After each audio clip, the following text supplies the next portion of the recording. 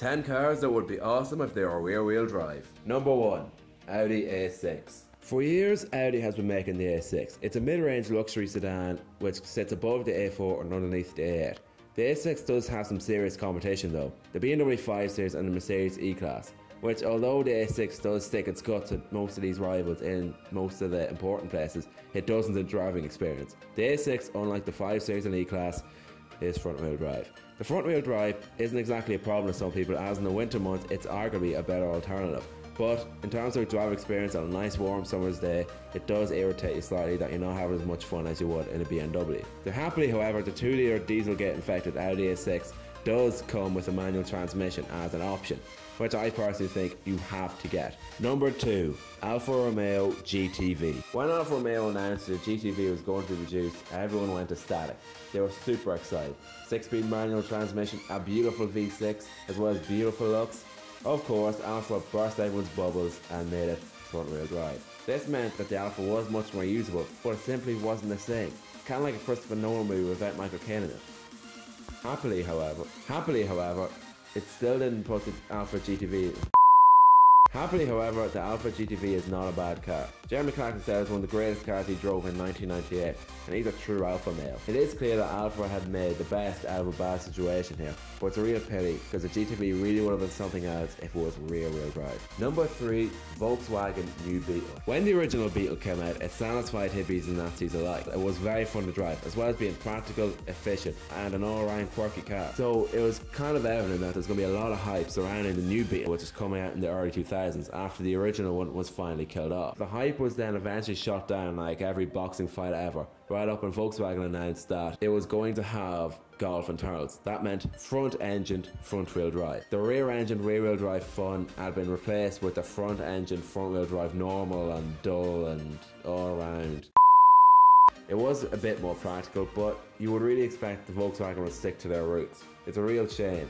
But to be honest, was the Beetle a really good car anyway? No wonder it's getting killed off. Number 4. Hyundai Veloster Turbo. Ever since 2011, we've seen the Hyundai Veloster Turbo. Although it is quite fast with its 1.6-litre turbocharged engine producing 200 brake horsepower, it isn't as thrilling to drive as, let's say, a Golf GTI or Ford Fiesta ST. If it was rear-wheel drive, it could be in much better and more practical competition, like the Scion FRS, Toyota GT86, Subaru BRZ, all practically the same car, and the Mazda MX-5. Yeah, it probably wouldn't win the hearts of the Miata fanboys, but it would really stand out. It also probably ended up getting crashed more, but let's put that aside. Number 5. Audi A5. Its very stylish appeal, practicality, as well as its good efficiency and all-around reliability has had the A5 arguably one of the best cars in its class, with the more recent model being an absolute stunner to look at. Audi are truly on a roll. But of course, they end up tumbling. The A5 is front-wheel drive as standard.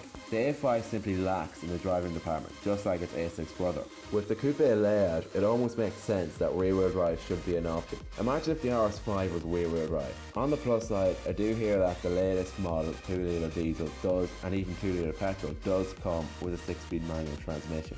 Number 6. Mitsubishi Eclipse. The Mitsubishi Eclipse was a sports compact car which was produced by Mitsubishi between 1989 and 2011, with some variants coming in all-wheel drive and the legendary 4G63 engine from the Evo.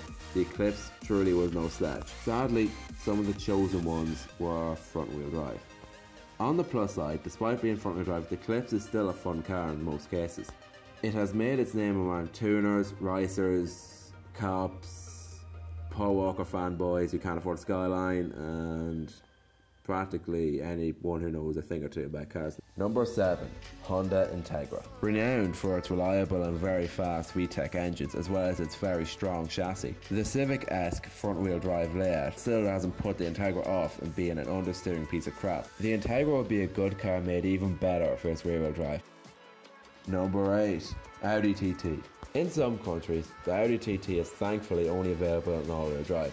Unlike most of the countries around Europe, front-wheel drive is a standard feature. Although this isn't a bad thing, you'd expect the small size and quite pokey engine to have power be sent to the rear wheels for much more of an exciting drive. Number 9. VW Scirocco. It's no surprise that the modern day VW Scirocco is front-wheel drive. The only real issue is that the Scirocco R, the sporty alternative to the Scirocco, is front-wheel drive too, unlike the Golf R. Rear-wheel drive is probably not needed with this car, but if it was rear-wheel drive, it would make the Scirocco a much more exciting and thrilling car, similar to what the Audi TT would be. Number 10. Alfa Romeo Brera. When Alfa Romeo announced that the GTV would eventually be reaching the end of the road, their replacement would be the Brera. Praying that it would be rear-wheel drive, Alfa fans were getting excited again. Announcing that the Brera would be front-wheel drive and four-wheel drive as an optional extra. In most cases, the Brera was a rather sloppy, slow, heavy car, kind of built towards luxury rather than driver enjoyment. Thankfully, 7 years after the Brera was killed off in 2010, Alfa released the brilliant Giulia. Thanks for watching this video. I'm really only trying to use my voice for this video, as I got a few comments from some people saying that I should do this rather than just have a paragraph or so on the car in question. People are allowed to watch my video and not read it. Anyway, thanks for watching, and here's the outro.